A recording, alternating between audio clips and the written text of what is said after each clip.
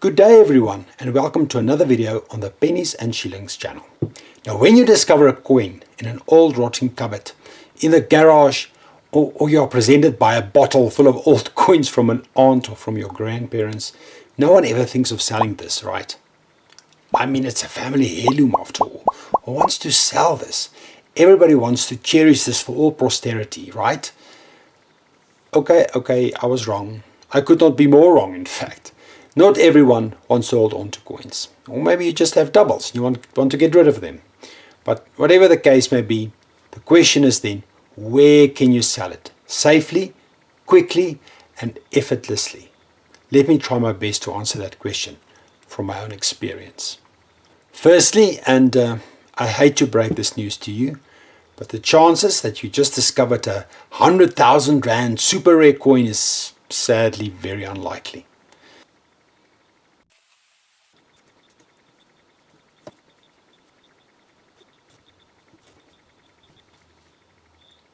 Now these are the typical collections that you'll find, and for the most part, it's not worth that much. For the Union coin series, as for example these 6 coins here at the bottom, the coppers, if they are there, they're usually quite well worn, and if a well-worn copper coin is not worth much. They're quite often soiled, like you see over here, so that's face value. Silver, of course, if it's in a good condition, like this 1956 and the 1929 half crown, that has some numismatic value. But something like this shilling, which is well worn, that's only bullion value. When we look at the second decimal series, for example, which I see quite often, people think that these are worth quite a bit. There's only a few key dates. I've made a video on that previously. You can have a look at that. But it's mostly the 1965 1 cent, and the 1965 Afrikaans 1 Rand, and the 1965 English 50-cent piece. For the most part, for the rest, that's all pretty much face value, maybe slightly more. The only exception, of course, is the silver 1 Rand coins. I've got 2 of them over here. They are, even in the worst possible condition, at least worth the bullion value. That's about 120 Rand. How do you tell them apart? Well, from 1977 onwards, that was nickel, and also the silver coin was slightly larger than the nickel one. I don't know if you can see that, but so the silver is slightly larger. So the 1 Rand nickel is worth just a little bit more than face value. There were millions of them made, and of course the silver ones at least 120 Rand. However, it may happen that you do strike gold. Literally, it happens. I remember that my dad, a numismatist for several decades already, discovered a beautifully toned 1965 Afrikaans 1 cent in a bottle of old copper coins. He had it graded at NGC and it came back as MS63 brown. It's worth around 10,000 Rand today. It's a super rare find. Almost once in a lifetime kind of thing. I have yet to discover a coin like that, just haphazardly lying around. So, are you still around? You still want to know how? Alrighty then. The first step, of course, is that you need to know what your collection is worth. Do your homework carefully.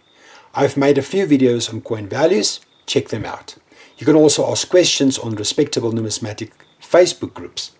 Be very careful though, as many of these groups are highly suspect. As a rule, I stay away from those that accept you without question, as these are often riddled with the telltale signs of scams. You know the type. Too good to be true posts, bad English, and promises of unrivaled riches. By now, you should know that the second decimal coins are not worth much more than face value, except for, of course, those few rarities. All the others, especially the worn coins, are worth just a few rands. So if someone is advertising to buy these at huge fees, it's a scam. Run. Many of these posts on these groups will also lure you in and ask for a small seller fee, often in the form of gift cards like iTunes, just to sell your ultra valuable coin, only to disappear once the fee has been paid. Don't fall for these. Once you've joined a group, check out the posts for a while and get to know the people. Don't skip this step. In the meantime, Start by documenting the coins. Take a few clear photos of them. Of course, both the obverse and the reverse of the coin. Write down the dates, denominations, and post it. Then simply ask what the coin would be worth. Asking is free, and usually the people are quite willing to assist. Now, if you do find that your coins aren't worth much, don't despair. Keep them. Sometimes the joy, the conversations, and the stories around the old coins are worth much more than you realize. For high-value collections like union-proof sets or certain ZAR coins, a reputable coin dealer may be your safest bet. Not your best necessarily, but definitely your safest. You can expect to get 15 to 20% less, but at least you know that you are not scammed. You can sell immediately and at zero risk.